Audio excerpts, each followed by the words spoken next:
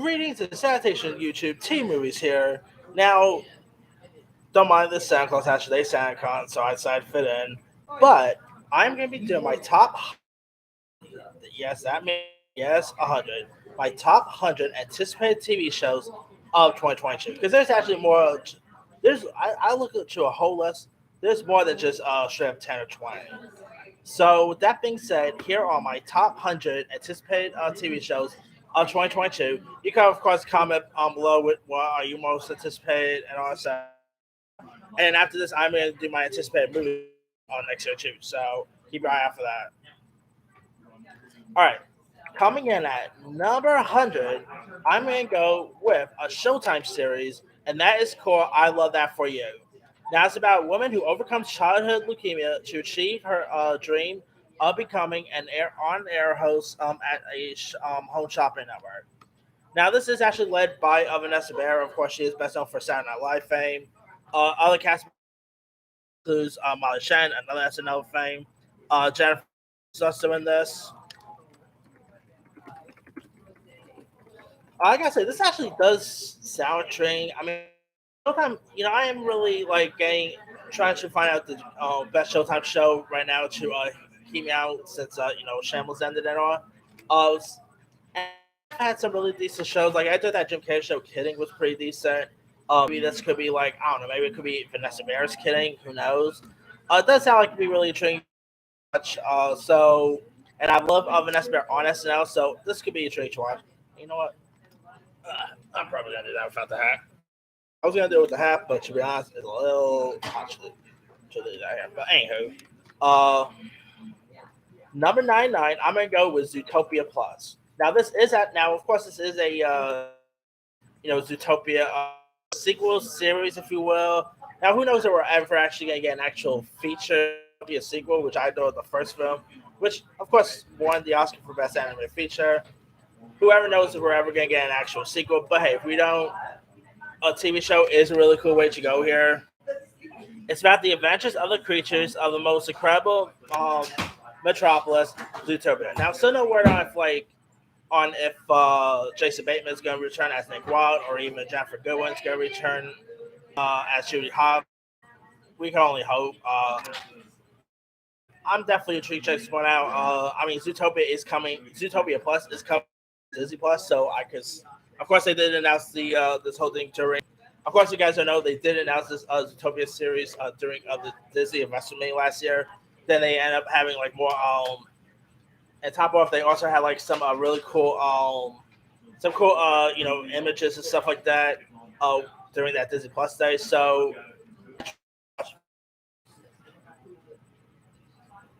All right. Number 98 is another Disney Plus show based on an anime feature, and that is Baymax. That's Big Hero 6. With, not I should say sequel, more of a TV show, but still, that does feature the lovable robot of Baymax.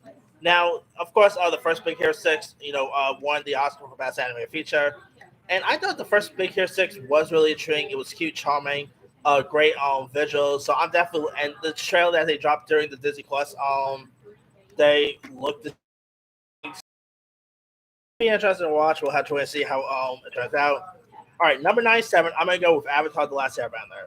Of course, this is a live action of the Nickelodeon anime series, and the reason why I have it this low, let's be for real. The last time we had a live action Last Airbender movie, yeah, we all saw how that turned out, which was M Night Shyamalan's Last Airbender. Now I know people, but Thomas, this is from the same creators and blah blah blah. Uh, okay, guys, let me just say this right now: the creators of the Avatar: Last Airbender anime series were also behind the Last Airbender live action movie. Okay, just want to throw that. But I mean, this could be a intriguing. You got the dude from Kim's Convenience supposed to be in this. Now I'm not really like the world's biggest Avatar: The Last Airbender guy. That will probably go to my brother more. But I am really intrigued to check out this like whole new world of the live action venture. I'm intrigued to check out these visuals. So I don't know. It could really work in a series format. We'll have to wait and see. All right, number 96. I'm gonna go with another action series based on an anime, and that is One Piece. Now, if you guys don't know, One Piece is a sea surfing world. A young pirate captain sets out on his crew with his to attain the title of Pirate King and to discover the mythical treasure One Piece. Now, of course, you just had Netflix just had the Cowboy Bebop series, which just got canceled. Maybe this will possibly work. Who knows? Uh, it does. It does sound mature. I have not really seen the One Piece anime to be honest, with you, but I have heard like there are people who do appreciate it. So maybe the series could possibly work. Watch and see how it turns out. All right, number 95 is another it's a Star series, and that is called Shining Vale, about a dysfunctional family who moves from the city to a cursed house in a small town. Now, of course, this does return star Courtney Cox back to the TV since Friends and all. I mean, cool year for Courtney Cox, by the way. I mean, she's of course returning to the horror genre with Scream, and she's returning back to TV with Shining Vale. So that's really, I mean, hey, manga is always the best. So come on. Now, of course, it stars Greg Kinnear. It does sound intriguing, a good, interesting ghost story. And Netflix Stars has done pretty good with its horror content, whether it's Ash vs. Evil Dead or whether it's what are some of the other good horror content they did. Damn, I'm trying to remember I guess American Gods, but that's not really technically horror. But still, they're pretty good with their horror genre. So we'll see how this one tacks up. All right, 94. I'm gonna go with Light Years. No, not Light Year as in Buzz Lightyear. This is called Light Years. All right. Now this, of course, stars J.K. Simmons as well as Sissy Spacek. And here's what it's about. It follows Franklin and Irene York, a couple who years ago discovered a chamber buried in their backyard, which instantly leads to a strange and deserted planet. It's an Amazon original. Now the series was supposed to star Ed O'Neill at one point, but it looks like he dropped out. So J.K. Simmons starring. Who? Hey, it's always nice to see J.K. Simmons pop up in anything. Come on, he's always a giver. But I mean, of course, you got him teaming up with Sister Spacek, which is always I mean, she's always a given. So yeah, I'm definitely intrigued. Check this one out. It does sound intriguing. So could be interesting to watch. All right, number 93. Excuse my language, but this is literally the actual title of the series. Number 93, Boot Batch. Yes, don't take my video down or anything like that. This is literally the actual title. Now, this is a Netflix series that stars Elena Connor, who you might know as from the Two Other Boys film series. And it's about a high school senior who's lived her life safety under the radar, seizes the opportunity to change her narrative and start living an epic life, only to find out the next morning that she's a ghost. Hence why it's called Boo. I mean, I think Lana Connor is a really cool actress. Of course, she is. But she played she was of course an X Men. Jubilee, I think her name was. I know she was great in the Two Other Boys movie. So this could be interesting to watch. It does sound interesting. So I don't know. Maybe I mean with Two Other Boys series, of course, and of course there is a TV show on the horizon. Maybe like I don't know. Maybe this could probably put Landon Connor into TV stardom. We'll have to see. All right, number 92. I'm gonna go with Our Range. Now this is an Amazon series starring Josh Brolin, and it's about rancher fighting for his land and fight and family who discovers an unformable mystery at the edge of Wyoming's wilderness. I don't know why, but I'm getting a bit of a Yellowstone vibe from this. I don't know why. This definitely does sound like Yellowstone in a way. I mean, Josh Brolin, come on. Danos in the TV show, sign me up. This does sound like it could be really intriguing. Now, it does have a really cool too. Let me pull up some of the cast list. Range cast.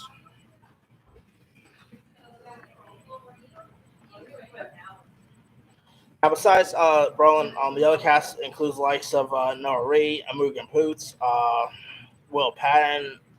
So, I mean, of course, Josh Brolin is mainly the bigger star in this. So, this could be a treat to watch. It does sound like a Western series, really. So, we'll have to wait and see how this shapes up. All right, number 91, I'm going to go with Echoes. Now, this, of course, stars double dose of Michelle Monaghan, where Lenny and Gina are identical twins who have secretly swapped their lives um, since, since they were children, culminating in a double life as adults. But one of the sisters goes missing, and everything in their perfectly schemed world turns into chaos. Now, there's also now come on, a double dose of Michelle Monaghan is always a good right there. I mean, she is literally playing twins in this. Now, it also had some other cool cast members too, like Matt Bomer is supposed to be in this. So Jonathan Tucker. I mean, you got some really cool cast lists here. I believe it's also from the same creators as 13 Reasons Why, so there's that too. This sounds like a really cool limited series to watch, so could be interesting. All right, number 90, I'm going to go with Pieces of Her. Now, this stars Tony Collette as well as the End of the World star Jessica Barden. When a Saturday afternoon trip to the mall, when a afternoon trip to the mall with her mother suddenly explodes into violence, and the adrift young woman's conception of her mother is forever changed. I mean, Tony Collette back on TV, okay, could be cool. She's always given, whether she's in Hereditary, whether she's in what what was that horse movie that she just did? Dream Horse. She was great in that. So, hey, anything Tony Collette is in is always a given. So this could be a treat to watch. It is a Netflix original, so there's that. All right. Number 89 is an AMC Plus series, and that is Interview with the Vampire. Of course, this is based on the Anne Rice novel. This, of course, stars Game of Thrones actor Jacob Anderson and Sam Reed. Now, of course, they did do a Interview with the Vampire feature like in the 90s with Tom Cruise, Brad Pitt. This, I gotta say, I'm actually really intrigued to check out like a new take of Interview with the Vampires. I mean, we've had seen so many vampire shows, whether it's Vampire Diaries, True Blood. Maybe this could be their next vampire hit show. Who knows? But yeah, I mean, so it does tell like what the whole series is gonna be about, like if it's gonna follow the book or anything like that. But hey, I'm gonna check it out. Hopefully, it'll be decent. All right, coming in at number 88, I'm gonna go with The Man Who Fell to Earth. Now, this stars Chiwetel Ejiofor, who's always a given. And it's about an alien who arrives on Earth at the turning point in human evolution and must confront his own past to determine our future. Now, this does sound intriguing. Now this is actually based on man. Now this is of course based on a book here, and of course it got turned into a 1976 film as well. That started David Bowie was in the original, and this is actually an HBO show. So I mean, nice to see HBO, not HBO, Showtime. I'm gonna say. I cannot really recall Showtime ever really getting into the sci-fi world. I mean, they were supposed to have that Halo series, but that when it ended up going to Paramount Plus. But anyway, the men who fell to Earth stars the likes of Chiwetel Ejiofor, Naomi Harris, Clark Peters, Jimmy Simpson, Kate Mulgrew from Star Trek fame. I mean, an alien Showtime alien series. Okay, could be cool right there. I mean, it's really cool to see Showtime gain more into the genre fair. So hopefully this could be cool. All right, coming in at number 87, I'm gonna go with the Apple Party. Now this is an Apple series starring a really cool cast. That of course stars the likes of Tiffany Haddish. Other list includes other cast lists includes the likes of Dave Franco, Ike Barinholtz. Now it's about a retelling of the same night told through a different character's perspective, each with its own unique visual format and the film and film genre to match the teller's perspective.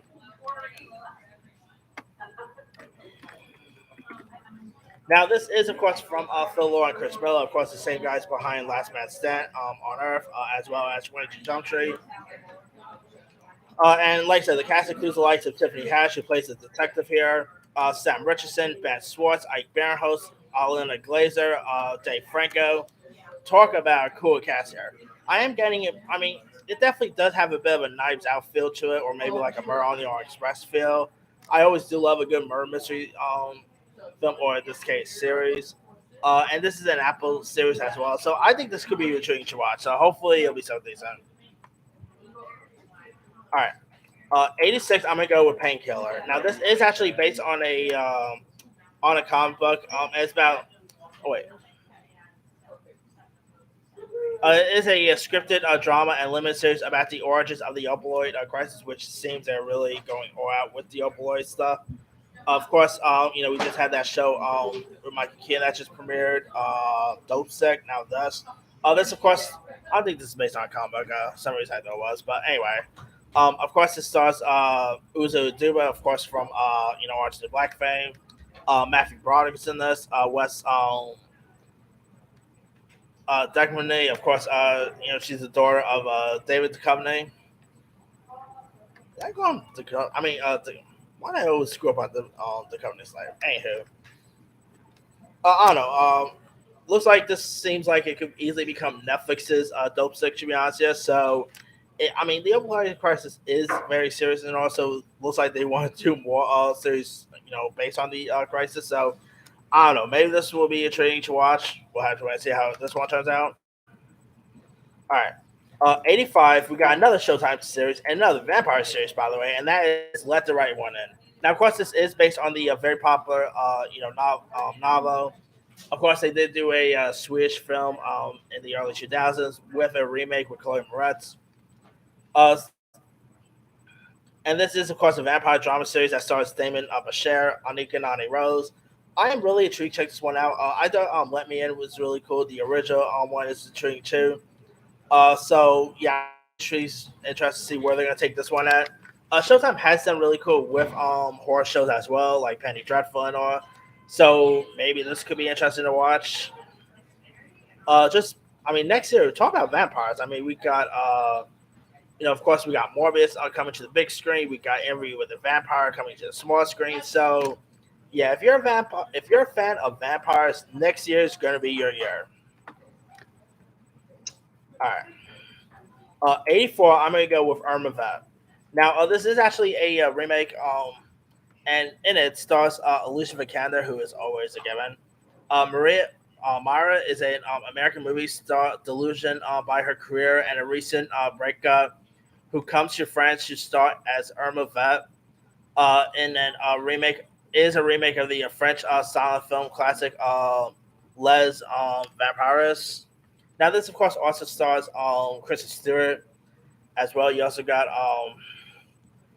Audrey Jonah. Speaking of Morbius, this does sound like it'd be really cool. I mean, it's Alicia Vikander after all, so anything she's in, I'll definitely give her a watch. This is of course Krista reuniting with her personal shopper director, Oliver Assas. I think I could never pronounce his name, but this does sound like it'd be really interesting to watch. It is an HBO series, so keep an eye out for that when it premieres on HBO. All right. 83 is another Showtime series, and that is Ripley. Now, this is, of course, based on the Patricia Highsmith novel, Ripley's The Talented Mr. Almost at Ripley's, believe it or not. That's a totally different tale. This is, of course, based on The Talented Mr. Ripley, which, of course, got turned into a movie with the likes of, of Graham Paltrow, Matt Damon, and Jude Law. This one stars Andrew Scott, Dakota Fanning, Johnny Flynn. And it's about a griffer named Ripley living in New York during the 1960s is hired by a wealthy man to begin a complex life of deceit, fraud, and murder. So yeah, I mean, if you guys have not really seen the film version of The Talented Mr. Ripley, that movie is really intriguing. So I'm definitely looking forward to see where they're going to take this TV version to. I like the cast here. I mean, you got Dakota Fanning, you got Andrew Scott's in this. It could be intriguing to watch, so we'll have to see how Showtime stacks with this one. All right. On A2 on Netflix, we got First Kill, which is of course another vampire series coming to Netflix.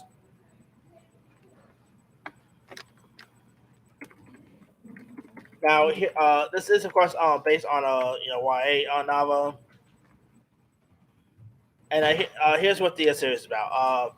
In First Kill, when it's time for teenage vampire Juliet to make her first kill so that she can take her place among the powerful vampires family. She sets her sights on a new girl in town. So yeah, I mean, like I said, next year is gonna be the year of the vampires. You know, between Morbius, Interview the Vampire, Blaze coming out two more years, so I can't really mention Blade. But hey, who does not love anything vampire related? This does sound like it could be really intriguing to watch. So, I mean, it is of course produced by Emma, almost said Stone, by Emma Roberts, so that could be interesting. And it has a really like, from what I've seen, it also has a really cool cast too. Let me pull some of the cast lists.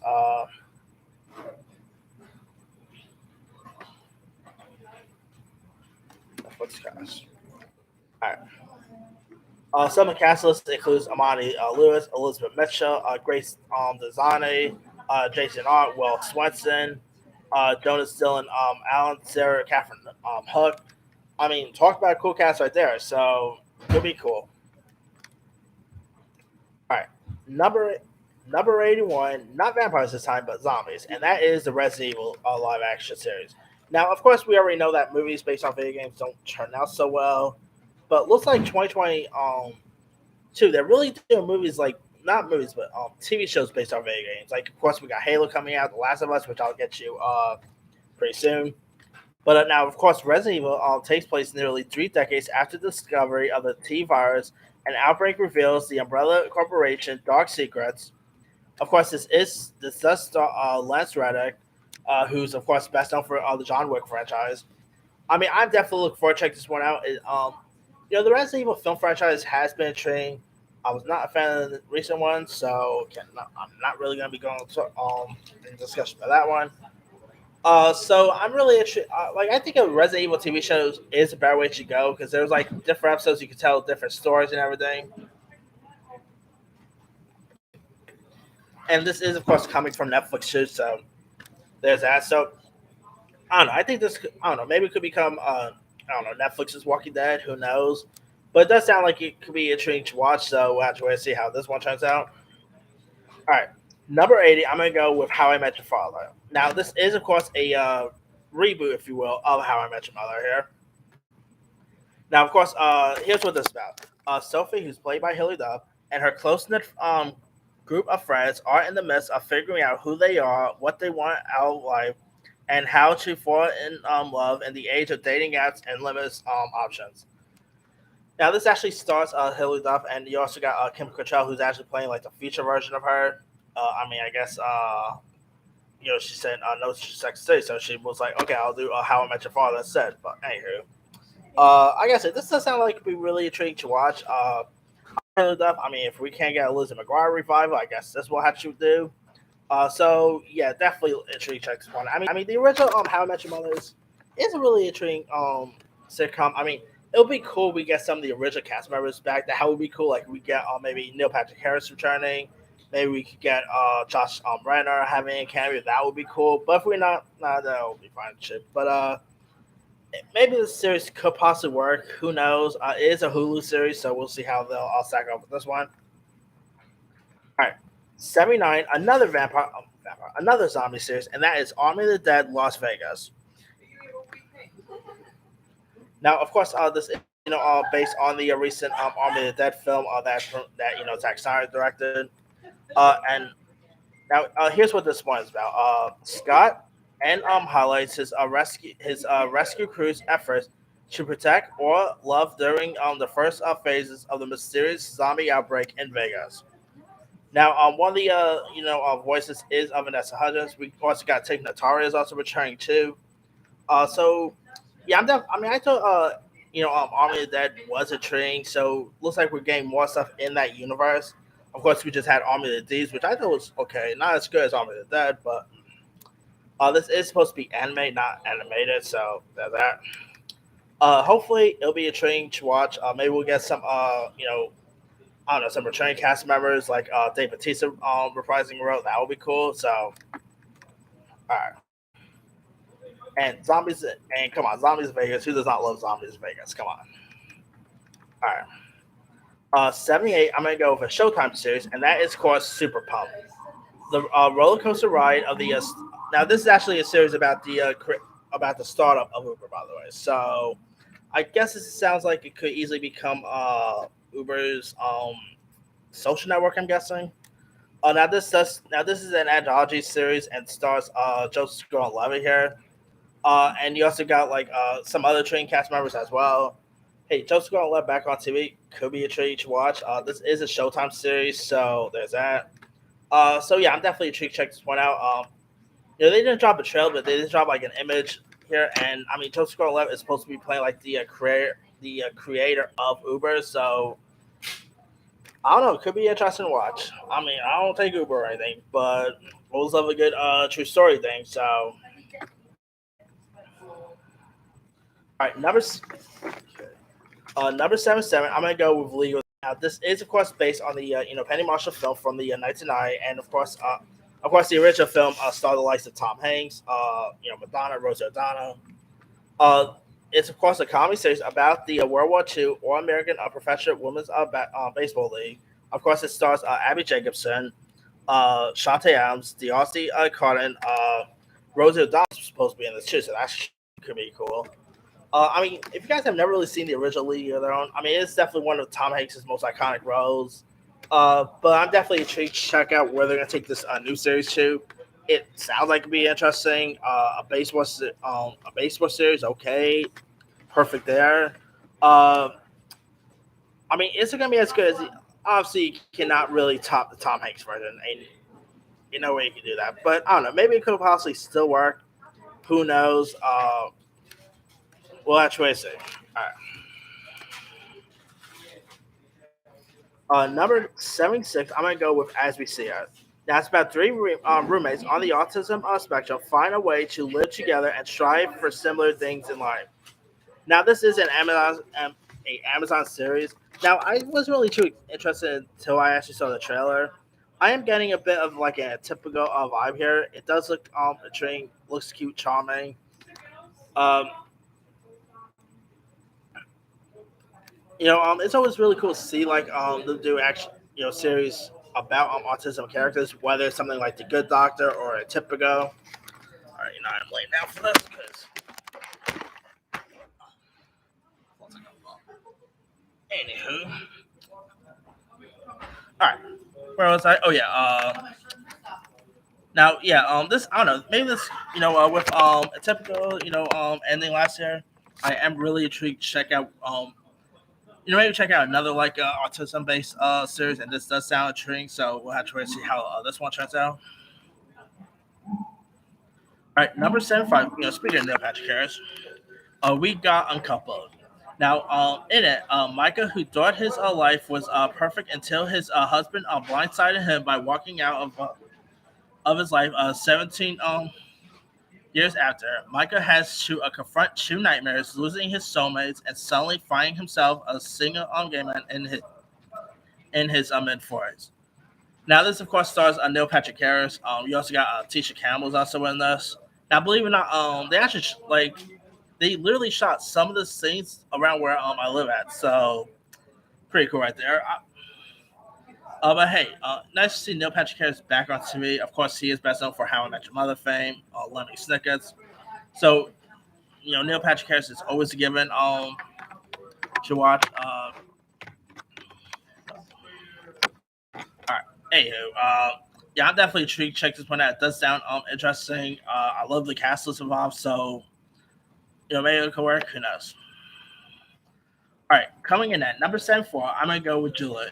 This is, of course, the life of Julia Childs, starring. Of course, this stars Sarah Lancashire, who's playing the role of Julia Childs. Of course, you got David Hyde Pierce, BB Newirth. I mean, of course, we have had like Julia Childs films before. Obviously, Meryl Streep played the role of Julia Childs in Julia and Julia. We just had the Julia Childs documentary, which I still gotta check that one out. Now I believe this was actually originally supposed to star Joan Cusack at one point, but I guess she dropped out. So now Sarah's of course playing the role. I mean, Julia Childs was pretty much before the age of Gordon Ramsay. Julia Childs was pretty much the queen of cooking back in this, and I'm gonna say this definitely sounds like it'd be really interesting to watch. So Yeah, I do love a true story series, so maybe this could be a train. Now, I believe this is actually coming to either HBO or HBO Max, one of the two.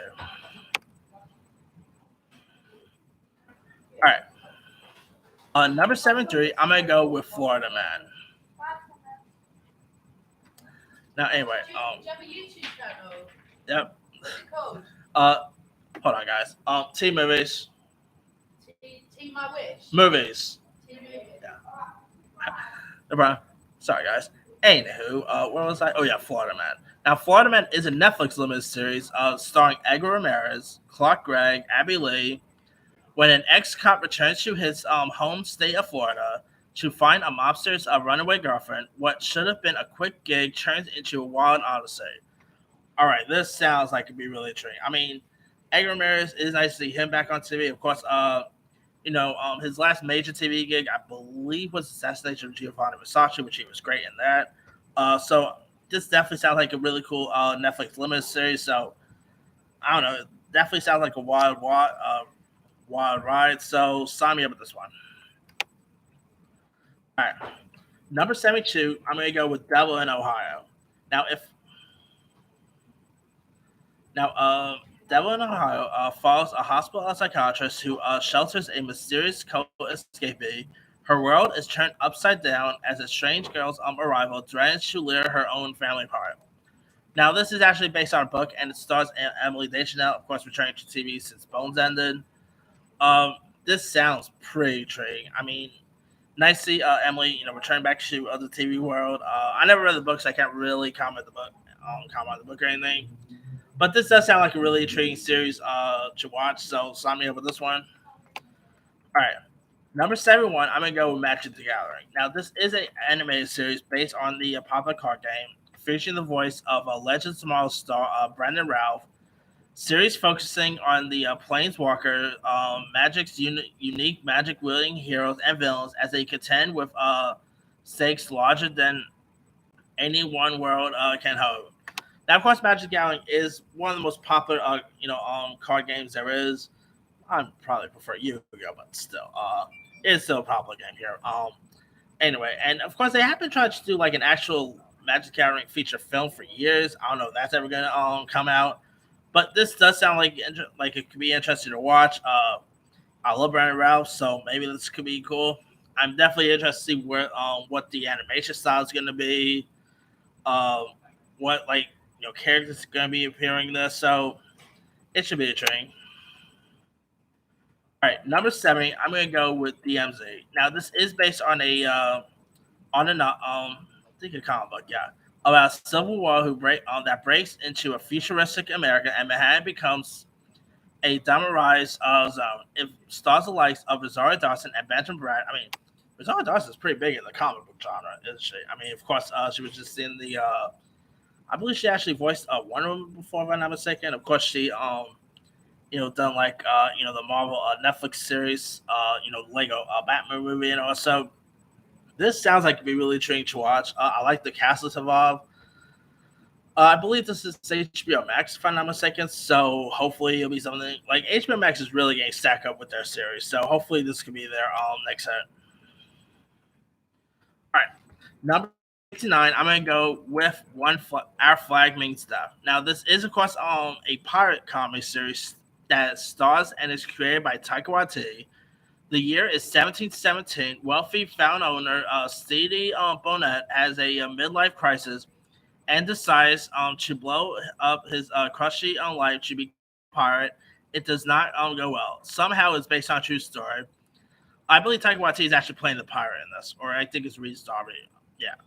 You also got Leslie Jones, Fred Armisen. You got some really cool cast members of this. I mean, I don't know. Taika Waititi has made some really cool stuff. Obviously, What We Do in the Shadows is a really big hit. So maybe this, of course, next year is a really cool year for Taika. Of course, he has Thor: Love and Thunder coming out. He has this Next Go Wins movie with Michael Fassbender coming too. So yeah, nice year for Taika there. Of course, I'm still wondering when his Star Wars series, movies ever going to come out, but that's what I see. But Affleck's me definitely. I know. We're literally getting not one but two pirate series next year. We got this and One Piece. So cool year for pirates as well. All right. Number 68, I'm going to go with The Power. Now, it's about a group of teen girls mysteriously develop a superpower that allows them to electrocute people at will. Okay. Now, this stars the likes of Leslie Mann, John Leguizamo, Alice Steve, Moana herself, Aaliyah Krumpalo. Like, you got some really cool cast members in this. I mean, this sounds intriguing. I do like the cast list. It sounds like it could be is I believe it's Amazon, so I mean could be an interesting Amazon series. So sign me up with this one. All right. Number 67, I'm gonna go with the woman in the house across the street from the girl in the window. Horrible time, by the way. But they did drop like a teaser. It does look intriguing. Now, of course, this stars Kristen Bell, of course, returning to TV since The Good Place ended.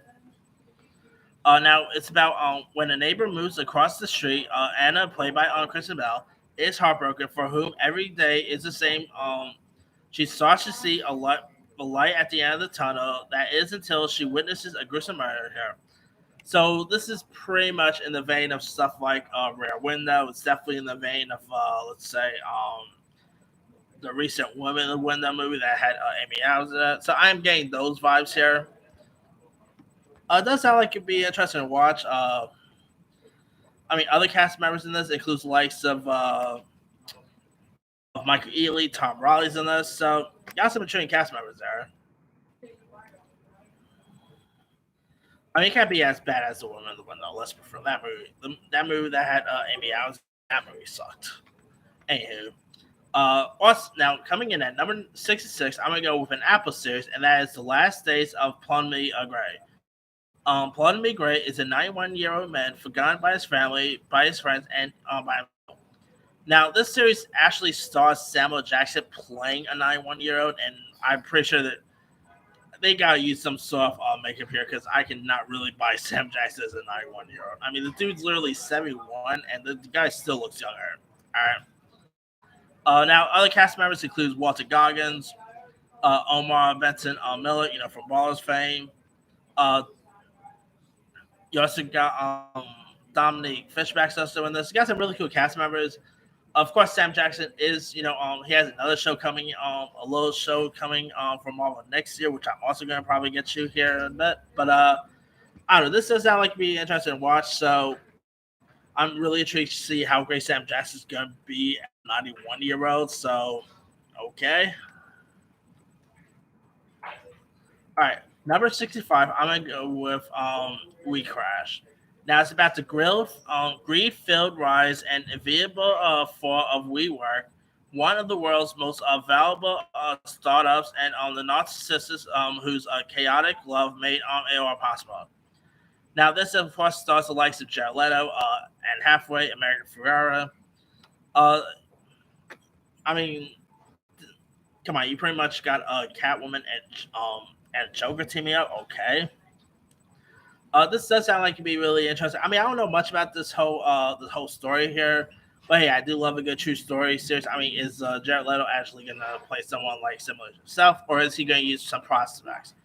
Like when the guy wants to get to a prospect character, whether it's something like let's say I don't know whether it's the recent whether it's Dallas Buyers Club or House of Gucci or anything like that. I mean, the guy knows how to get crazy prospects. So yeah, it's gonna be interesting to see how this series turns out. All right, number 64. I'm gonna go with the White House Plumbers. Now it's a 5-part series that tells us true story of how Nixon's own political saboteurs and Watergate masterminds Howard Hunt and S. Gordy Liddy accidentally toppled the presidency they were trying to protect. Now, this has a really cool cast that. Let me put cast here. The cast includes the likes of Woody Harrelson, Justin Theroux, David Krumholtz, Corbin Bernstein, Kim Coates, Kathleen Turner, Lena Headey. So, yeah, talk about a really cool cast here. I mean, I don't really Yeah, sorry for that. I didn't really, fully follow the whole, scandal, and all, but I have seen like tales about it, and this does sound like be really intriguing. Woody Harrelson back on HBO, following, following True Detectives. That could be cool to watch too. So, yes, I'm here with this one.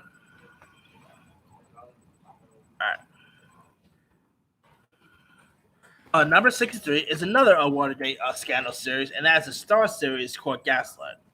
Now, it's a modern take on the 1970s political Watergate scandal, centering on untold stories and forgotten characters at the times. Now, this, of course, stars the likes of Dan Stevens, Julia Roberts, Sean Penn, uh, and I believe Armie Hammer was supposed to star in this too. And we know why he got taken off of the project because they don't allow cannibals on the sets. But I don't know. This does sound like it'd be really interesting. Sean Penn back in back in the political aspects could be intriguing. I like come on, Sean Penn and Jill Roberts. Okay, sign me up there. So yeah, hopefully it'll be something they said. All right, number 62. I'm gonna go with Pistol. Now this is of course a pretty much based on the memoir of Steve Jones, the legendary Sex Pistols guitarist who helps usher in the punk revolution in Britain. Now, one of the stars of this is, of course, a Game of Thrones star, Maisie Williams. So there's that. I'm not sure where this is going to. I think it's going to possibly FX, if I'm not mistaken. This is, of course, from Danny Boyle, who is always a given, whether it's Slumdog Millionaire, whether it's, Yesterday. So it's always not, or, Train Spotting. Danny Boyle and they directing anything is always a given. I mean, I always do love a good music biopic, and Sex Pistols is one. They're one of the most iconic music groups of all time. So seeing a biopic about them could possibly work. So yeah. Anyway, 61. I'm gonna go with Shogun. Now this is, of course, I believe this is also FX. Either FX or Hulu, one of the two. Now, Shogun, which is of course based on the very popular book series. Like, all right. Is set in 17th century. The story is told from the perspective of British hero John Blackthorne, a sailor who rises from outsider to samurai while being used as a pawn in Japanese leader Toyonoda's Shruga to reach the top of the ruling chain or shogun. Now, this of course stars Hiroku Sanada, Komos Javas, Nestor Carbonell. You got some really cool cast members in this. I mean, this is probably gonna have some really cool martial arts based stuff. So yeah, I never really read the book, but I know there are so many fans of the book that have been wanting this. That pretty much wanted this to get told in a format, and maybe this could possibly work as a series. Who knows? So yeah, hopefully it'll be something really cool. All right. Number 60, I'm gonna go with Class of '09.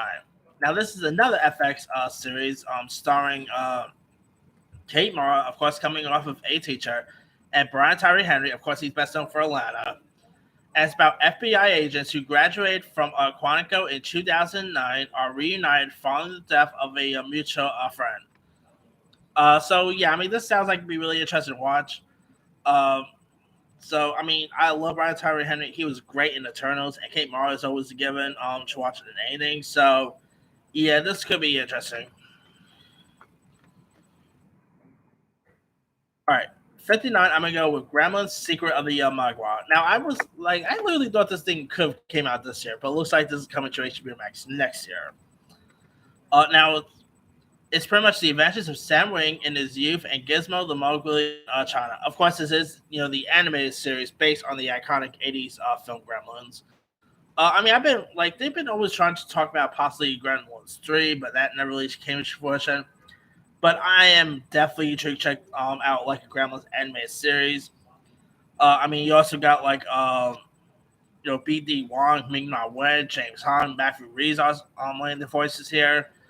Isaac Wang, who of course was just seen and Clifford the Big Red Dog. He's actually a voice of the lead kid in this.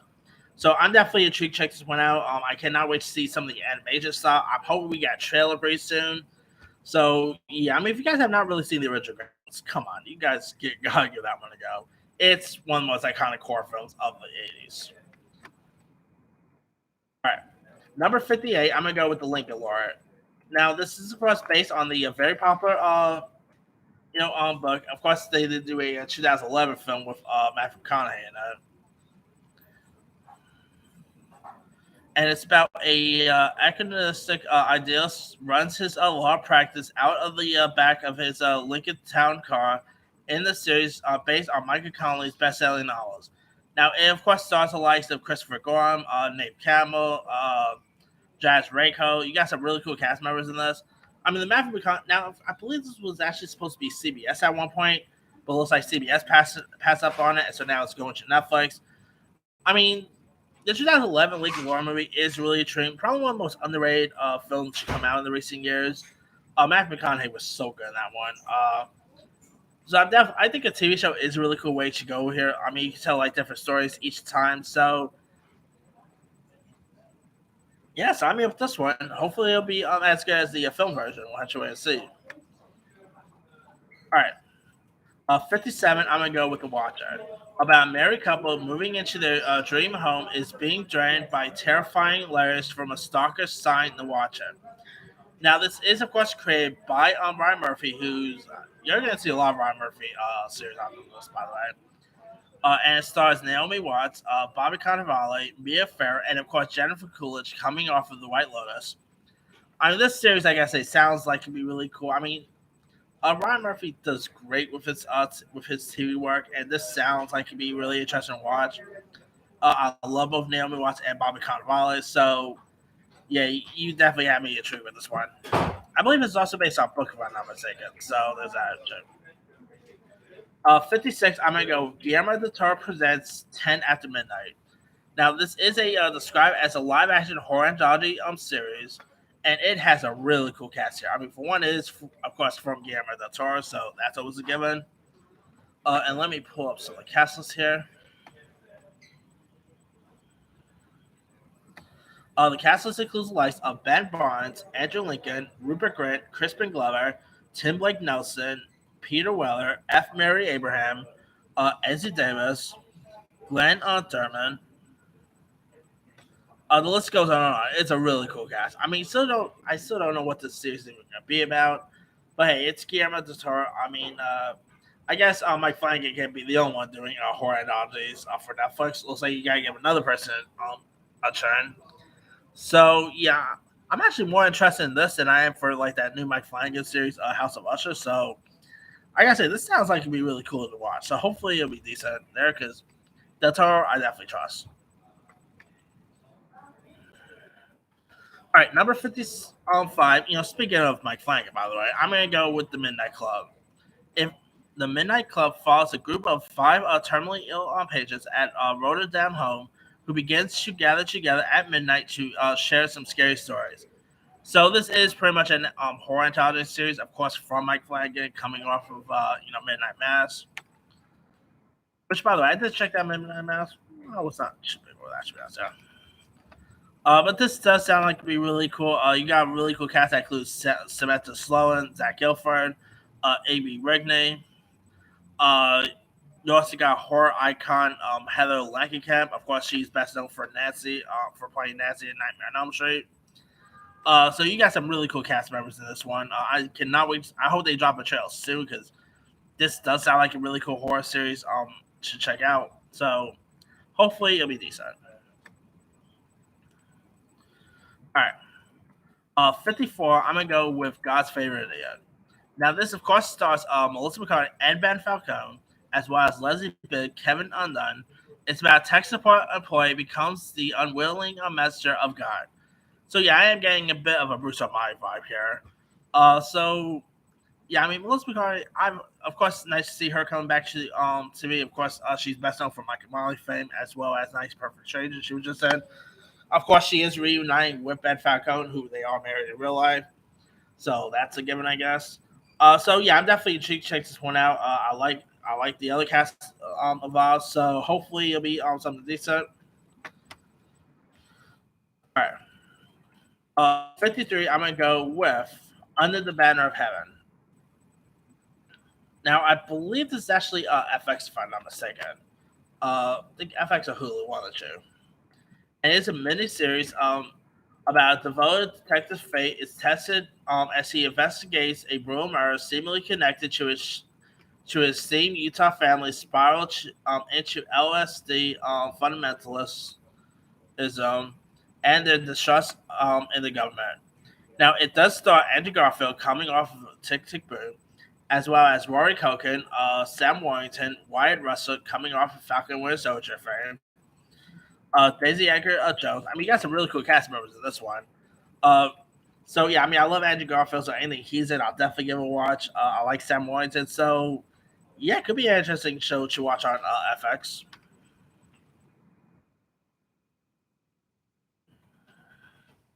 All right, number 52, I'm gonna go with the Three Body Problems, about humanity's first contact with alien civilization. Now, this is actually the first Netflix show from the Game of Thrones creators, David uh I forgot their names, but from the same creators of the Game of Thrones people. I mean, of course, if you guys don't know, they did strike up like a multi-deal with Netflix to create to create content for Netflix. And this does sound like to be really intriguing. You got Isaac Gonzalez in this. Got a couple of Game of Thrones actors like Liam Cunningham and John Bradley. Got of course, you got Benedict Wong, from Doctor Strange fame is in this. Hopefully, it's better than the finale of Game of Thrones, but that has to be wait and see. It is really cool to see them doing more stuff outside of Game of Thrones fame. So hopefully, this will be a hit for them. 51, I'm gonna go with the Sandman. Now, the Sandman, of course, is based on the comic. Um, it's based on the popular comic here. And upon escaping after decades of imprisonment by a mortal wizard, Dream, the personification of Dream, sets about to reclaim his lost equipment. Now, of course, the comic is from Neil Gaiman, and the Sandman has a really cool cast here. Let me pull up some of the cast list here. It is, of course, led by Thomas Schroeder as well, and also stars Jenna Coleman, David Deluis. You also got Jolie Richardson, Boyd Holbrook, Kirby Howell Baptiste playing the role of Deb, Patton Oswalt, Gwendolyn Christie, Stephen Fry, John Cameron Mitchell. The list goes on and on. What a cool cast right here. I mean, of course, they did drop a trailer not so long ago. I believe during Comic Con, if I'm not mistaken. And it looks intriguing, looks intense. So, yeah, I cannot wait to see it like a new trailer for this thing. All right, number 50. This is literally the actual title. So, yeah, but number 50, I'm going to go with Rapture. About a female rap group from outside Miami trying to make it in the music industry. Now, of course, this is from Aza Ray. This is actually coming from HBO Max. So, yeah, I mean, it could be interesting. A rap series. Okay, sign me up. All right, 49. I'm gonna go with an Amazon series, and that is Daisy Jones and the Six. Following the rise of Daisy Jones and the Six, rock band true of the '70s LA music scene, on their quest for worldwide icon status. Now, this is led by Riley Keough. You also the '70s LA music scene, on their quest for worldwide icon status. Now, this is led by Riley Keough. You also got Sam Claflin, Suki Waterhouse is in this. It does sound like it'd be really intriguing. I love the castles here. Uh, the music should have some really cool music here. Riley Keough sing. I mean, she is of course the granddaughter of Elvis, so obviously she probably has some music background there. So yeah, this could be interesting to watch. Hopefully, it'll be a hit on Amazon. Okay, 48. I'm gonna go with Joe Exotic. Now, of course, Now, of course, I believe Amazon was supposed to do a series with Nicolas Cage, but looks like that one fell apart. But I mean, maybe this could possibly work. You of course got Kate McKinnon portraying the role of Carol Baskin. This is of course from Peacock here. And I mean, Tiger King last year throughout the year that we had a pandemic with, and the most talked about thing of last year was pretty much Tiger King, and it was only a matter of time that they'll actually do an actual like an actual biopic about Tiger King. And of course, you got Cameron Mitchell, who's portraying the role of Joe Exotic, which I think that's gonna be cool casting. So yeah, of course, you got Kyle McLaughlin, William Fickner, you got Nat Wolff. I mean, I gotta say, I'm definitely intrigued to check this one out. It does sound like it'd be really interesting. All right, 47. The trailer for this just got released, and that is "Winning Time: The Rise of the Lakers Dynasty." The story of how the LA Lakers became the most successful professional basketball team in the 1980s. Of course, it is led by John C. Reilly, and the cast in this may be one of the best casts that HBO has ever put out.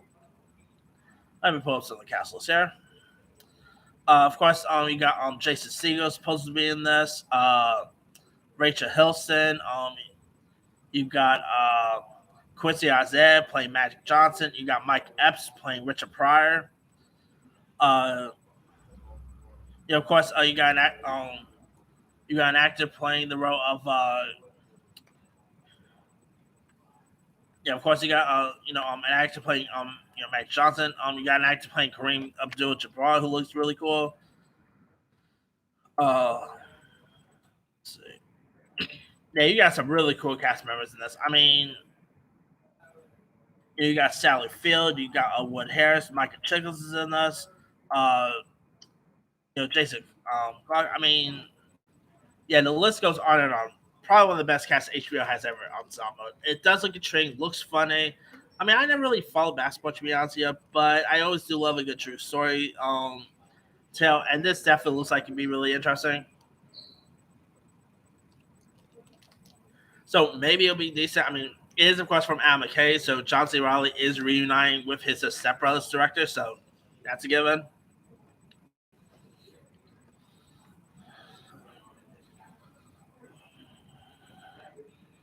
All right, what else we got here?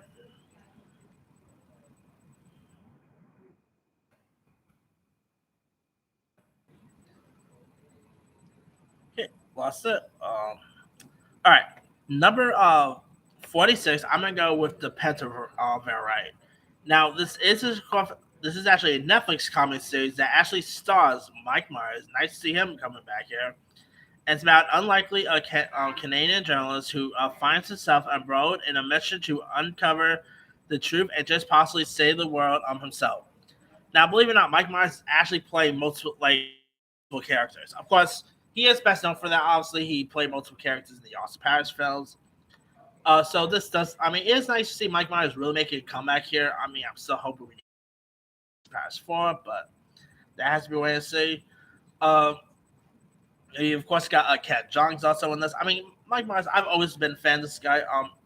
Ever since whether it's Austin Powers, whether it's Shrek, Wayne's World, sadly his career fumbled because of the Love Guru, and ever since he's been really slow to make a big comeback.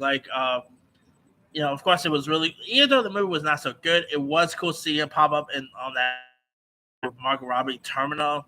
Of course, he popped up in Bohemian Rhapsody. He's in David Russell's new movie coming out next year. So it's really safe to say we're becoming in the Mike Myers assance, So hopefully Mike Myers will be great in this because I'm an older fan of this dude. So yeah, and hopefully I'm hoping we get a trailer pretty soon. Anywho, all right, number 45. I'm gonna go with In with the Devil. Now, this is pretty much a true crime memoir by James Keane, who's of course was actually a killer, by the way.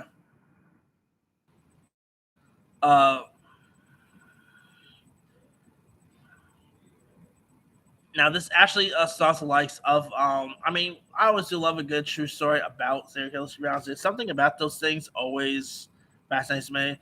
Of course, we got Paul Walter Hauser who's starring in this. Greg Kinnear, Ray Liotta, Taron Egerton's also in this. It definitely sounds interesting series. I believe it's coming from Apple, so there's that.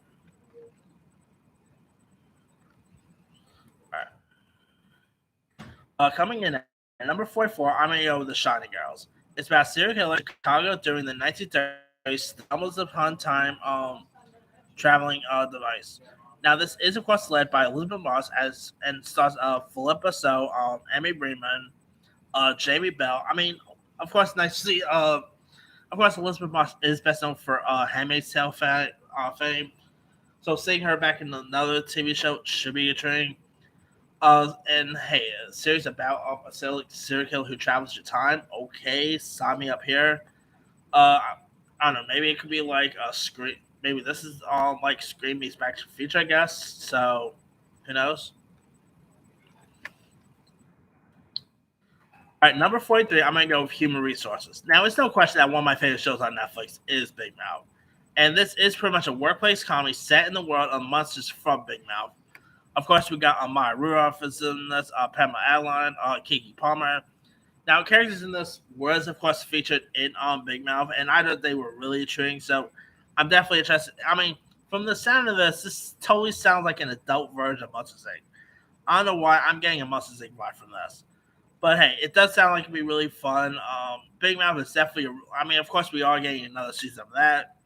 But hey, I'm definitely interested in checking out another series set in the world of Big Mouth. So hopefully this series will be intriguing.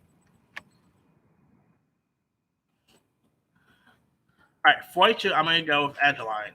Now this is of course a Peacock series, and it's about the unorganized limited series based on Hollywood Reporter's investigative article about Angeline, LA's mysterious billboard icon. Now, this, of course, stars Emmy Rossum, coming off of her first major TV gig since Shameless, of course. Now, by the way, I saw the previews for that. I believe they actually dropped the first preview literally early last year. I'm guessing maybe like some of the production halted because of the pandemic, I'm guessing. But they did drop some footage last year. I wonder when this thing's even going to come out. I mean, it could have came out sometime this year, but I don't know. And I gotta say, Amy Russell looks unrecognizable. I mean, it's really not her coming into play. Returning back to TV since leaving Shameless.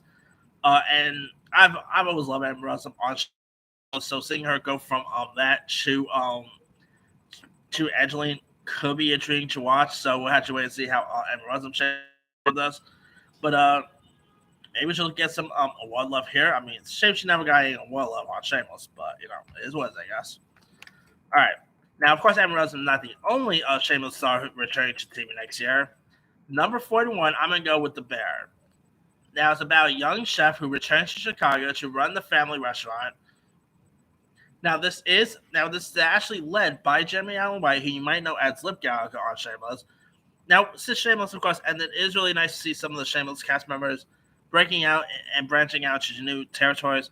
I'm still hoping we get some Shameless spin-offs in the future, but that has where is it there.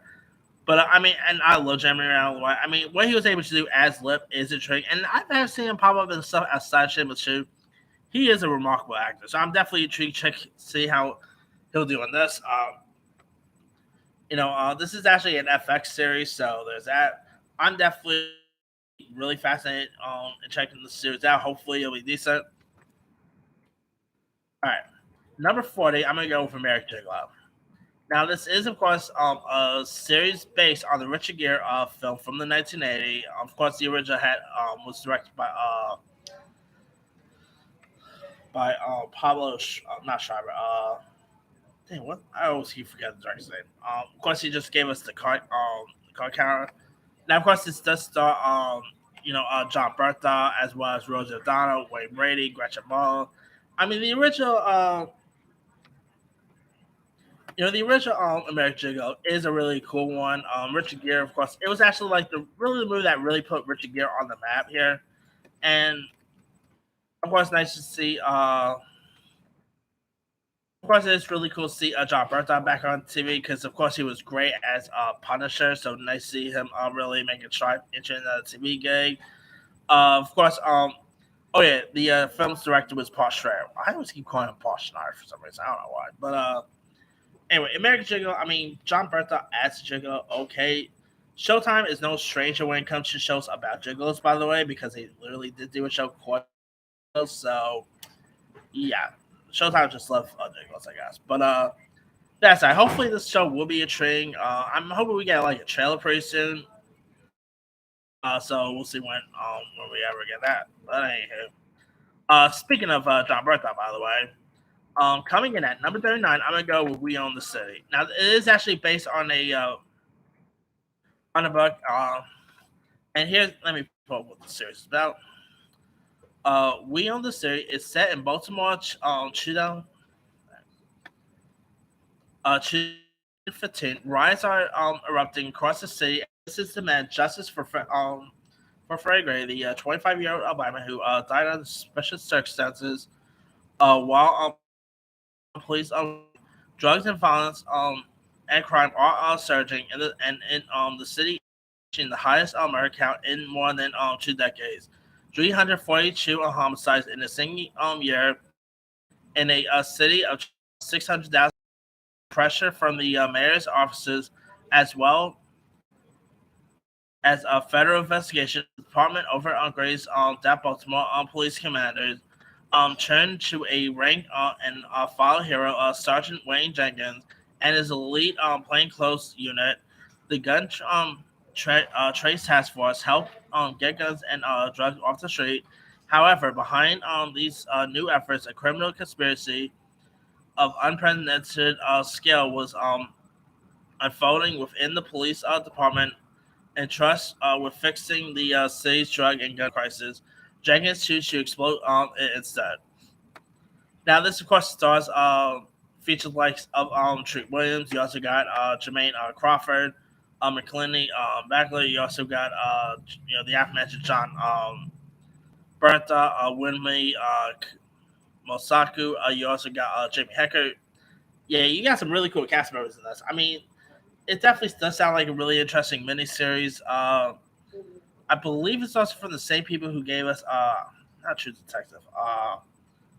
Trying to remember, can't remember who's actually given the series to us, but it does sound. I mean, probably from the same people who gave Boardwalk Empire, I guess. But this is, I believe, HBO Max, but HBO, not HBO Max. So we'll see how. I mean, it does sound like it could be really intense. An intense cop series. Okay, could be cool. HBO did pretty good with True Detectives. You know. And of course, they did great with like stuff like The Wire and stuff. All right, number 38. I'm gonna go with The Idol. Now, it follows a female pop singer who gets romantically involved in the with the LA club owner, who turns out to be the leader of a secret cult. Now, this is actually from Sam Levinson, of course, the same guy who gave us Euphoria. It stars Lily Rose Depp as well as The Weeknd. So, of course, the last time The Weeknd starred in the movie was the Adam Sandler movie Uncut Gems. Well, that's before he was good in that because he's playing himself. Here, he's playing like a different character. So, it's gonna be interesting to see how to see The Weeknd actually physically play a different character here. So, I don't know. We'll see how good he'll be in this one. All right, we also 37. We got I'm gonna put down Life and Beth, which is a Hulu comedy series starring and created by Amy Schumer. Of course, you got Michael Rappaport, Kevin Kane, almost like Klein. I mean, I this may be unpopular to say, but I don't mind Amy Schumer so much. I mean, I thought Trainwreck was pretty fun, and I didn't mind the movie Snatch so much. So, and you actually got Michael Rappaport, who I believe is actually playing Amy Schumer's dad. So, nice to see Michael Rappaport coming back on TV since Atypical going on. So yeah, this definitely sounds like it'd be an interesting Hulu series. Hopefully, it'll be decent. All right, number 36. I'm gonna go with The Dropout. Now, it's a TV series that chronicles Theranos founder Elizabeth Holmes' attempt to revitalizing the healthcare industry after dropping out of college and starting a technology company. This, of course, stars Amanda Savory, and if you guys don't know, there is also a feature film about this also in the works with Jennifer Lawrence starring. So we're gonna be getting more serious stuff about this. And it also has a really cool cast that includes the likes of Laurie Metcalf, Elizabeth Marvel. Speaking of Shameless, William H. Macy. Yeah, you got some really cool cast members in that. So I always do love a good true story series, and and Hulu has done really cool job with true stories. So I don't know. So I'm with this one. Hopefully it'll be decent. 35. I'm gonna go with Tokyo Vice. Now it's about Western journalists working for publication in Tokyo takes on one of the city's most powerful crime bosses. Now, this of course stars Ken Watanabe as well as Etsu Elgort, coming off of West Side Story. Now, of course, this was I believe it was delayed mostly due to the epidemic, but I'm guessing that Etsu Elgort story also had something to do with it. But this is, of course, a series from Michael Mann, of course, the same guy who gave us movies like Heat, Collateral. Of course, the last time I commend, he has not directed movies since since that Blackout movie he did with Chris Hemsworth, which was pretty terrible. So hopefully this will be Mike Mann's comeback for what for Ray. So hopefully it'll be decent. All right, number 34. I'm gonna go with an untimed Netflix series starring Arnold Schwarzenegger. Now it's a spy adventure with a father and daughter at the center of the story. Now, I still don't know what the series is going to be about, but it's being produced by Jay Bruckheimer. Anna will be teaming up with Monica Barbaria, who's, of course, starring in the upcoming Top Gun Maverick film. But hey, Arnold, nice to see Arnold back on TV here. He's always a given. So, yeah, I'm definitely. Yeah, and Arnold back to the spy genre since True Lies, so that's going to be cool to watch too. So, yeah, I'm definitely intrigued to check this one out. Hopefully, it'll be decent. Although I haven't really had much casting here, so who knows if it's even going to come out this year or not. But well, that's your way to say it. All right, number 33. I'm gonna go with The Curse. Now this is a Showtime series from the Safdie brothers, the same people who gave us Uncut Gems. And The Curse is a genre-bending scripted comedy that explores how an alleged curse disturbs the relationship of a newly married couple as they try to conceive a child while co-starring on their problematic new HGT show. Now, this is led by Emma Stone. Of course, her first major TV gig since that show, Maniac, that premiered. Yeah, that premiered on Netflix, a couple years ago. Benny Safdie is also in this. I mean, it does sound intriguing. I mean, I love Emma Stone, so this could be intriguing to watch. And anything that the Safdie brothers direct, I'll definitely be watching too. So, yeah. All right. 32, I'm going to go with The Staircase. Now, it's about a man grieving from the death of his wife who fell down the staircase and is accused of her murder. Now, of course, it stars Colin Firth. You also got Tony Collette, of course, another series that Tony Collette's starring. Other cast members includes Sophie Turner, Micah Starberg. I mean, you got some really cool cast members in this. Of course, it is based on the Netflix documentary there too. So, and I do love a good true crime story. So, sign me up with this one. And anything like like anything true stories that follows like real life art, sign me up here. So yeah, I'm definitely intrigued to check this one out. Now, I believe this was supposed to start Harrison Ford at one point, but it looks like Colin Firth is now playing the dad here, who's like accused of murdering his wife. And so, yeah, this is actually coming to HBO Max, so keep your eye out for that. All right. 31, another true story series, and that's a Hulu series called Candidate. It takes place in Texas in 1980, and it's based on the true story of killer Candy Montgomery and her victim, Betty Gore. And of course, Jessica Biel will be portraying the role of Candy, who seems to have a loving husband with a good job, but she ends up taking an ex at this Betty Gore girl. So, yeah, I mean, it also stars the likes of Melanie Linsky, Pablo Schreiber, Timothy Simons. This sounds messed up. I mean, we're literally getting not one but two series about Candy Montgomery.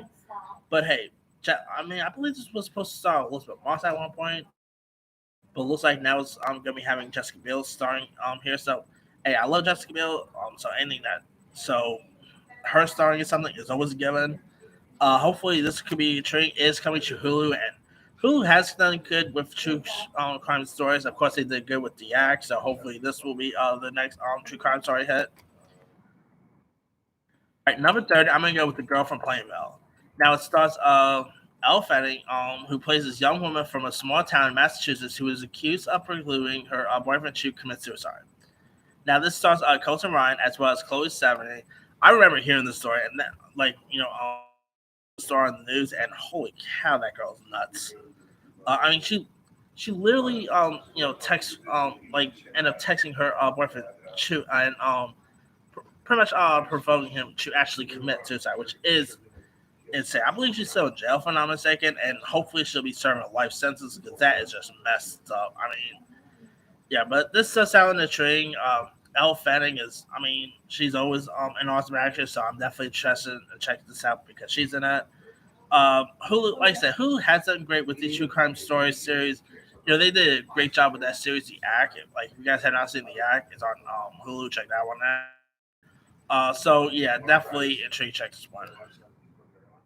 All right, 29. I'm gonna go with another Hulu series, and that is The Old Man, which stars Jeff Bridges, about former CIA officer who's living off the grid, finds himself on the run from people who want to kill him. So yeah, I mean, nice to see Jeff Bridges coming back. Yeah, I mean, he's always a given, whether it's like The Big Lebowski, Crazy Heart, Hell or High Water.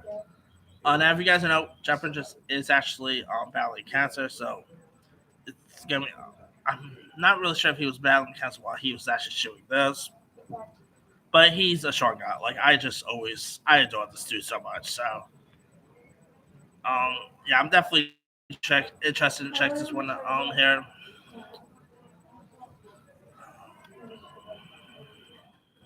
All right, number 28, I'm gonna go with Blockbuster. Now, this is a Netflix workplace comedy set inside, pretty much set in the world of the Blockbuster video store here. And it's set in the last Blockbuster video in America that explores what it takes and who it takes for a small business to succeed. Now, what funny thing is, this is literally going to Netflix. Like, what ironic that Netflix is doing a show about blockbusters. I mean, yeah, really, if you look at Netflix is one of the reasons why blockbusters went out of business. All right. Now this now this is of course a series that stars Randall Park, of course, coming off of WandaVision and Fresh Off the Boat. I mean, I love Randall Park, so definitely check this one out. Of course, he is best known for The Office fame. Now Netflix actually has did a blockbuster documentary, so yeah, I mean, I don't know. I think this workplace comic featuring, I mean, a series that takes place in the world of a blockbuster video store. Okay, I mean, I remember going to Blockbuster as a kid. It was a really fun place, and lots of memories there. So yeah, sign me up with this one here. All right, 27. I'm gonna go with Paper Girls. Few hours after 1988 Halloween party night, 412 year girls who have to face a mission. Trapped in a complicated conflict, they will travel in time to save the world. And they end up it is actually based on I believe it's based on I think a book or a comic, one of the two. But this does sound intriguing. I mean, they're supposed to also see like their future selves as well. I mean, this sounds like it could be an interesting series to watch. It is of course coming from Amazon, so there's that too. So yeah, hopefully it'll be decent. That sounds like it'd be interesting. All right, 26. I'm gonna go with Lord of the Rings. Now, of course, of course, this is based on the popular J.R.R. Tolkien book series, and I am definitely interested to check out this Lord of the Rings series. I mean, they are saying that it could possibly become Amazon's Game of Thrones.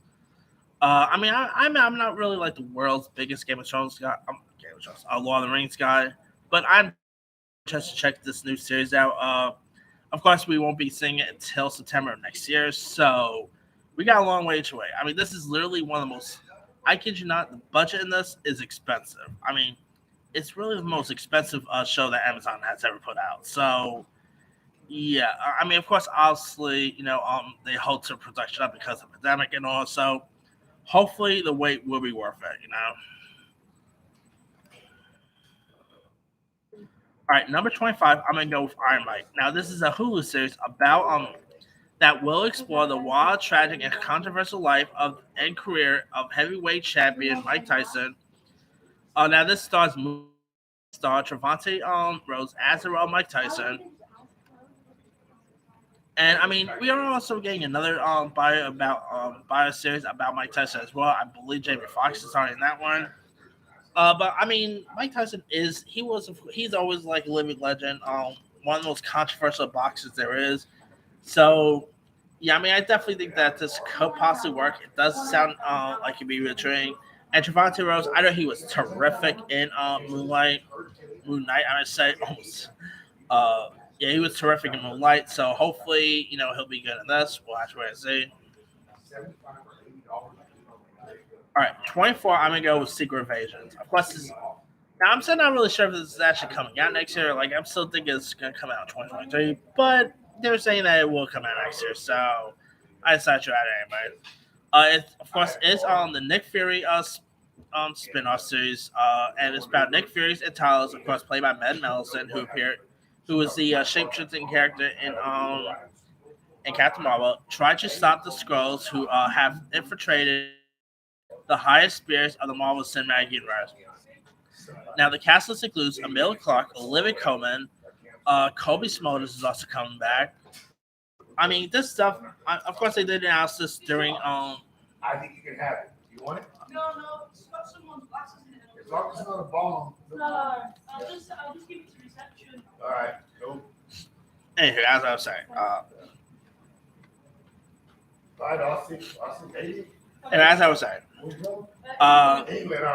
Secret Invasions. Of course, they did announce this during DC that Disney invested in me last year, and I'm definitely intrigued. Like the Secret Invasions story has always been so intriguing, so I'm definitely interested in checking out the Secret Invasion stories in real time. Of course, we are going to be getting lots of Skrulls in this. Who's a Skrull? Who's not? Now they're also saying that the Nick Fury in this is actually the same. Is actually a Skrull, not the Nick Fury we knew and love. Of course, that was teased in the end of Spider-Man: No Way Home. So, yeah, I'm definitely intrigued to check out this new Secret Invasion series. 23. I also got Halo. Of course, this is coming from Paramount Plus. Based on the very popular video game franchise where aliens threaten human existence in an epic 26th century showdown. Of course, this does star Paul Schreiber as a Master Chief. I mean, Halo, like I said, they are because of video game movies not doing so well. Looks like they are really leaning on to adapt video games into TV shows instead. Of course, we got Resident Evil series. We even got Assassin's Creed series coming, and this Halo series does sound like it'd be really cool. Of course, they did drop a new trailer during the video game award, and it does look interesting. So I don't know. Sign me up with this one. Hopefully, it'll be decent. All right, number 22. I got Three Women, which is a moving, uplifting portrait of real women reclaiming their own lives for themselves. It stars Shailene Woodley, Betty Gilpin, Lola Kirk, DeWanda Wise. It is a Showtime series, and it is actually a limited series, so I don't think it's gonna be like a season thing. But hey, I think this does sound like it could be cool. I mean, Shailene Woodley, nice to see her come back to TV since Big Little Lies. So hopefully, this series could be intriguing to watch. I love the other castles here, so hopefully it'll be decent here. All right. 21, I'm going to go with the Terminal List. Now, this is an Amazon series about former Navy SEAL officer investigates why his entire platoon was ambushed during a high-stakes covert mission. Now, the Terminal List is led by Chris Pratt, and nice to see Chris Pratt come back to TV since Parks and Rec here. Chris Pratt, I mean, he is always a given, whether it's Guardians of the Galaxy, Jurassic World, and this does sound fun, sounds entertaining. So, yeah, I'm definitely interested to check this one out. All right, 20. I'm gonna go with the First Lady. Now, it is the East Wing of the White House. Many of history's most impactful and world-changing decisions have been hidden from view. Now, this is actually an audio series about the First Ladies. And the first season, like this season, already have a really stacked cast. Like the cast list includes the likes of let me pull it up. We got Viola Davis portraying of Michelle Obama, with Michelle Pfeiffer playing Betty Ford and Gillian Anderson playing Eleanor Roosevelt. We also got Aaron Eckhart as Jared Ford, O.T. Upabani from Black Widow fame playing Barack Obama. We also got Kiefer Sutherland playing Franklin D. Roosevelt. We also got Ellen Burstyn, Dakota Fanning, Eliza Scanlon, Reese Wakefield, Aya Cash, Lily Ray, Sanaa Sidney, of course, playing Sasha Obama. Lexi Underwood playing Marlo Obama. I mean, yeah, and obviously, if it does get renewed, we'll be seeing other stories about other first ladies, I'm guessing. But yeah, this does sound like it'd be really cool. I mean, I always do love a good true story series, and Viola Davis, I think she looks great as the role of Michelle Obama. So I think this could be interesting to watch. And I mean, come on, we always see so many films, like so many films and shows about the presidents. It is really cool to see like something that focuses on the first ladies here. So it could probably work, who knows. All right, number 19. Speaking of video game based series, we got The Last of Us. Joe and Ellie, a pair of connected through the harshness of the world they live in, are forced to endure brutal circumstances and ruthless killers on the track across post-pandemic America. Now, of course, this is based on the very popular video game and starring Mandalorian star Pedro Pascal, with Game of Thrones star Bella Ramsey. Nick Offerman is supposed to be in this, and the tour. I mean, of course, they for years they've been always trying to do a Last of Us feature film, but that never really came into fruition. So I'm definitely intrigued to check out whether they're gonna take an actual series too. And Patrick Pascal, I mean, I'm guessing he's also gonna be in Mandalorian season 3 as well. So yeah, I mean, Patrick Pascal's always been, so this could be intriguing. Hopefully it'll be decent. All right. Number 18, I'm going to go with She-Hulk. Now, of course, this is coming to Disney Plus based on the iconic Marvel character of Jennifer Warnes. Of course, you got Tatiana Maslany playing the role of She-Hulk, a.k.a. Jennifer Warnes. They're also saying that has also been rumors about possibly Daredevil, or Matt Murdock possibly popping up in this. Of course, we are getting Mark Ruffalo coming in as Bruce Banner. Tim Roth coming back as Abominable. Jamila Jamil supposed to be playing the villain. So yeah, I mean, of course, they did drop like a little teaser during the during the Disney Plus thing, and this looks fun. I mean, the humor really looks intriguing. I think Tatiana Maslany, I cannot wait to see her in full on green mode. So yeah, and I cannot wait to see the chemistry between both Jennifer Walters and Bruce Banner. Their chemistry already looks intriguing. So yeah. All right. Number 17 is another series based on Kenny Montgomery, and that is Love and Death. Now, this is an HBO Max true story series starring Elizabeth Olsen playing the role of Candy, where two church, of course, you already know the story. Kenny Montgomery is pretty much this girl who ends up, killing someone. Elizabeth Olsen, nice to see her going from WandaVision to this. Of course, you also got Jesse Plemons supposed to be in this. I mean, this sounds like it'd be really intriguing, but true series based on Kenny's life. I mean, was her story so fascinating that you need true stories about? Okay, I do love a good true story thing, so maybe this could possibly work out. All right, number 16, also on Disney Plus, we got Willow. Now it's a TV adaptation of the fantasy film Willow, of course, starring Warwick Davis playing the entire role. Uh, Of course, you got Tony Broly, Aaron Kellerman, Ellie Bember. I mean, the original Willow, directed by Ron Howard, is so intriguing. And of course, they didn't drop like a trailer, but they did drop like a really cool, video where Warwick Davis is introducing the cast of Willow. Which, if you guys have not seen that video, it is really intriguing. And Warwick Davis, I mean, honestly, my favorite Warwick Davis role will always be the Leprechaun. But I gotta say, my second favorite, it will always be Willow. He was so iconic as a character, and seeing him come back as the character of Warwick about 30 years later is gonna be interesting to watch. So I cannot wait to see it like a preview, like an actual trailer. Of course, obviously this thing could have came out sooner if it wasn't for the pandemic, but things happen.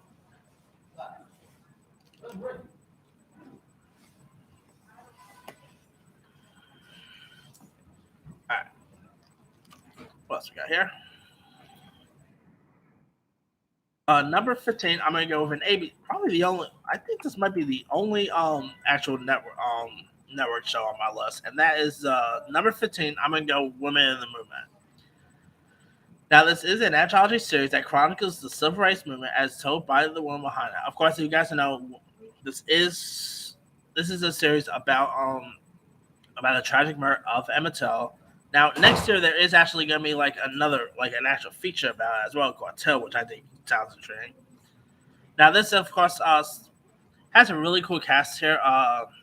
It is you of course got Space Jam New Legacy star Cedric Joe playing the role of Emmett. Other cast members include Timothy Hutton, Ray Fisher, Carter Jenkins, Miles Fowler. You also got Dan Beard. You got some really cool cast members in this. And of course, I've been watching the previews for this. It looks really intense. Like if you guys don't know much about the story of what happened to Emmett Till, it is a really tragic end there. So seeing an actual story unfold of it could be intense too. But yeah, I'm guessing each season is. I'm guessing if the scene does get renewed, each season is going to tell a different civil rights thing. But this does sound like it'd be really intriguing to watch. So hopefully it'll be decent. All right.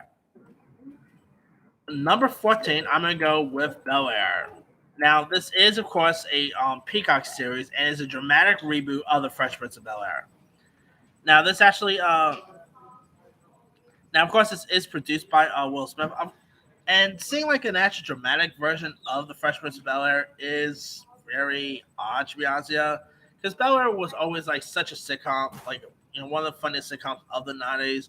So them doing like an actual retelling of it in a dramatic format, I don't know. It could possibly work. I thought like this sounded like a dumb idea, but you know what? After seeing that little preview for it, I think this could be interesting.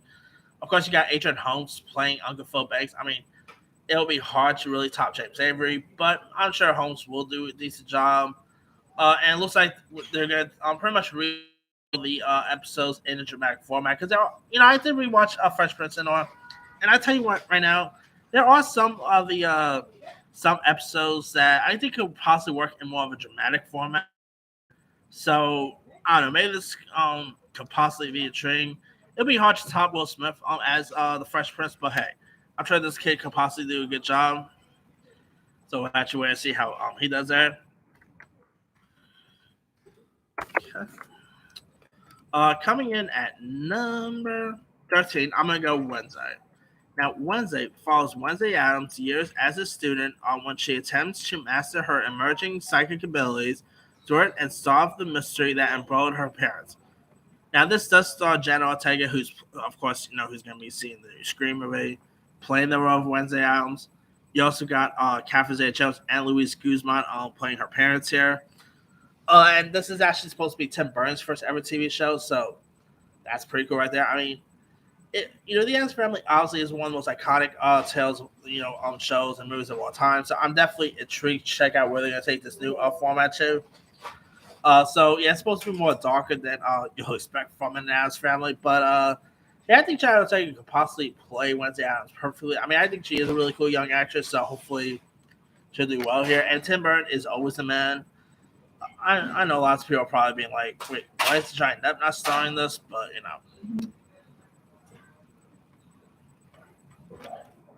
all right. Number 12, I'm going to go with Andor. Now, this is a prequel series to Star Wars Rogue One, starring on the adventures of Cassian Andor during the former years of the Rebellion. Of course, we do got Diego Luna, who's portraying the role of Andor, with Stellan Skarsgård, Adria Arjona. Let me pull some other cast members here.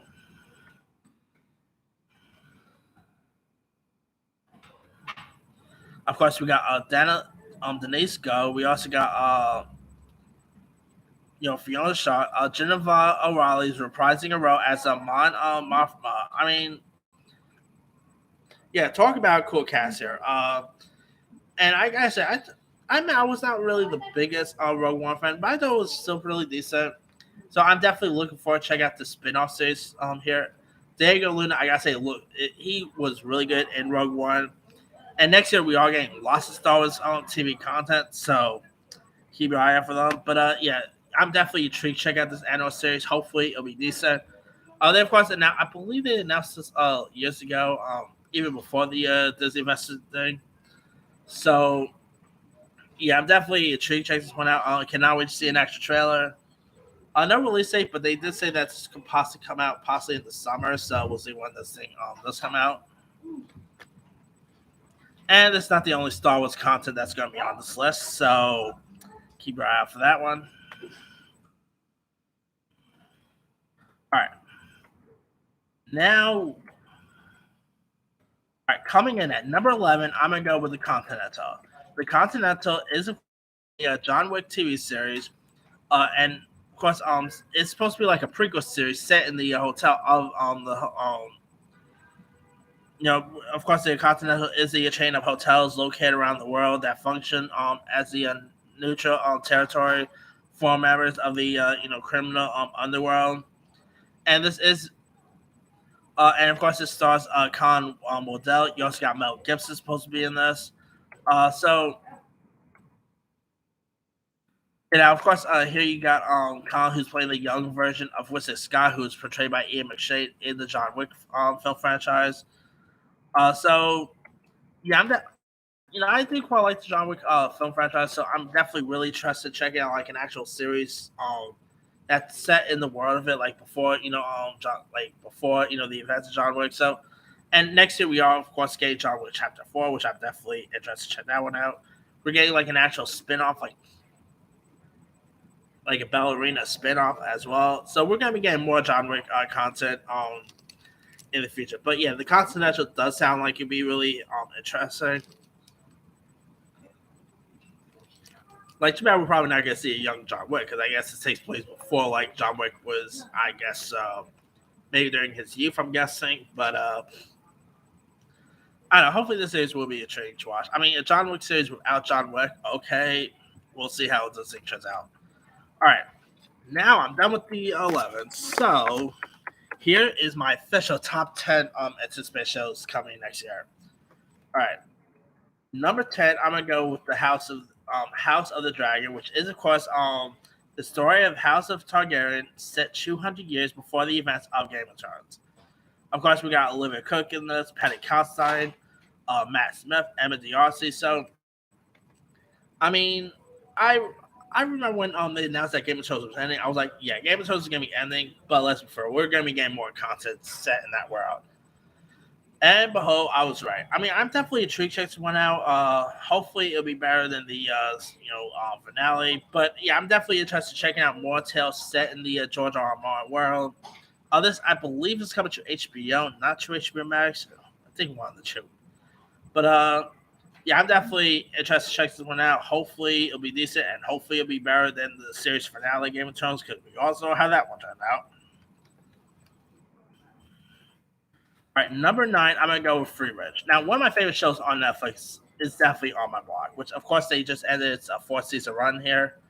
And this is actually a spin-off of On My Block, where a group of friends may or may not have unleashed a deadly curse, and, of course, starts a new adventure here.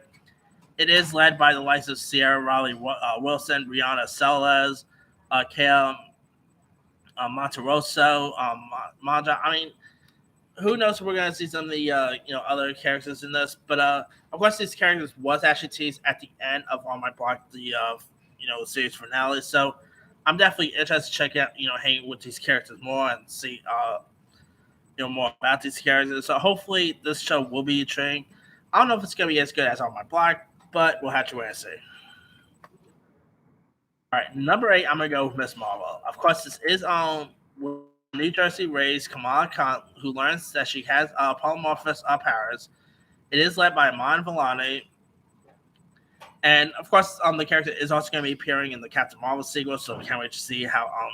so we're pretty much going to be seeing her in Miss Marvel before we see her in the Captain Marvel sequel there, which I believe is actually supposed to be called The Marvels, not Captain Marvel 2 or anything. But yeah, I'm definitely intrigued to check this one out. I mean, especially after that like little teaser they dropped during the Disney Plus thing. After seeing a little preview for that, makes me even more excited for this. Hopefully, we'll see how good the humor is going to stack up. Can't wait to see the villains. I mean, Disney Plus has been doing great with these Marvel shows. Like WandaVision was great, Hawkeye's pretty good. So definitely intrigued to check out how Miss Marvel's going to stack up. All right, number seven. I'm going to go with Pam and Tommy. Now, this is, of course, directed by Craig Gillespie, who gave us Itanya, and it follows the story of pretty much follows the relationship of Pamela as and Tom Lee, and it's where pretty much this guy played by Seth Rogen actually pretty much takes their sex tape. Yeah, and of course the trailer for this thing did drop. I mean, it is a really fascinating story here. You got Lily James playing the role of Pamela Anderson with Sebastian Stan, Tom Lee, who, by the way, is so unrecognizable as Tom Lee. Like, I think he's got crushed it here. Nick Offerman, Taylor Schilling's also in this. I mean, the trailer does look. Granted, I was way too young to even knew about the whole, Pam Anderson and Tom Lee sex tape and all. But I did remember reading stories about what happened. And I'm like, this could be fascinating as to tell in like a biopic format. So hopefully this could be a trick. It is a Hulu series. So that's that. All right, number six, I'm gonna go with The Offer. Now, this is actually a series about the makings, about the never before revealed experiences of the making of The Godfather. Now, of course, we are actually getting a feature film about the making of The Godfather, which is, I believe, called Francis of the Godfather, which is supposed to have Jake Gyllenhaal and Oscar Isaac in it.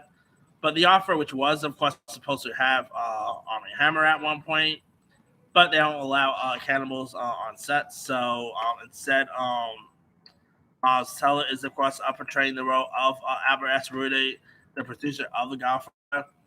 The cast members also include Stan Fogler playing Francis Ford Coppola, Colin Hanks as Barry Lubidas, Giovanni Ribisi is also in this. We also got Josh Zuckerman, Frank John Hughes. We got some really cool cast members in this one. I always do love a good true story about the behind the scenes of iconic movies, whether it's something like Hitchcock, whether it's say Mr. Banks. I mean, I think this definitely sounds like it'd be really interesting to watch, and not to mention the actor they also got to play Al Pacino looks so much like him too. And now this is supposed to be a Paramount Plus original, so hopefully it'll be a treat there. All right, number five, I'm gonna go with an Untitled Boys spinoff. Now, of course, this is pretty much a spinoff based on the Amazon popular series The Boys, which I think is terrific there. And the lives of hormonal competitive suits as they put their physical, sexual, and moral boundaries to the rest, competing for the best contracts in the best cities. Now, some of the cast members includes Amy Carrario, Maddie Phelps, Lizzie Broadway, Jiz Sinclair, and of course, we are obviously next year we are getting The Boys season 3, I believe. So we are going to get some more Boys content too. I mean, this definitely sounds like me really intriguing. I mean, I'm getting a bit of a Hunger Games and X-Men vibe here from the sound of it. So yeah, I'm definitely like. Of course, we are. It was just also announced that there is a Boys animated spinoff also coming as well. So we're going to be getting more Boys content, whether you like it or not. But The Boys is probably one of the best comic adaptations there is on TV right now. It is so fun, entertaining. So seeing an actual spinoff of it, isn't going to be as good as The Boys. Who knows? But I'm definitely keeping my eye out for this one. Number four, I'm going to go Munster, the Jeffrey Dahmer story. Now, of course, it's pretty much but this is actually, of course, from Ryan Murphy, best known for Glee fame, as well as American Horror Story fame. And it's about the true story of the famed serial killer Jeffrey Dahmer, who, of course, went on to a multi-year killing spree.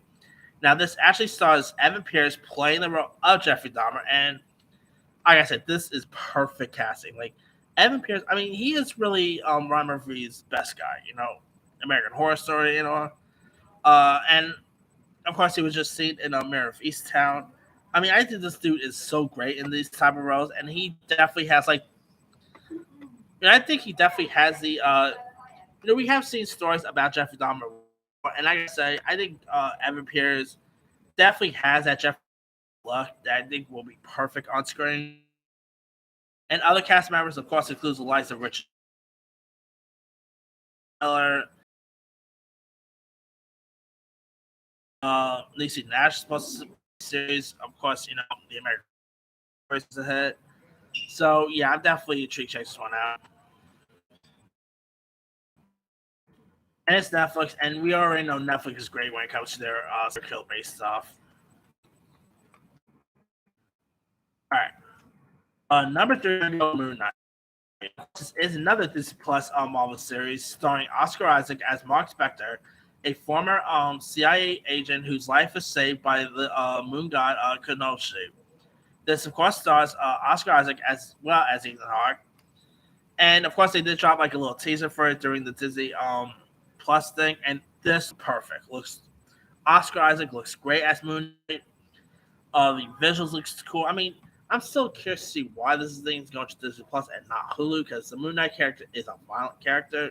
So, but hey, the Moon Knight character also has like multiple personalities too. So, technically, pretty much like split in the actual superhero genre. So, I don't know. This definitely sounds like it could be really fun. Looks entertaining. Cannot wait to see this thing full on in action. 2 is another superhero series, and that is Peacemaker.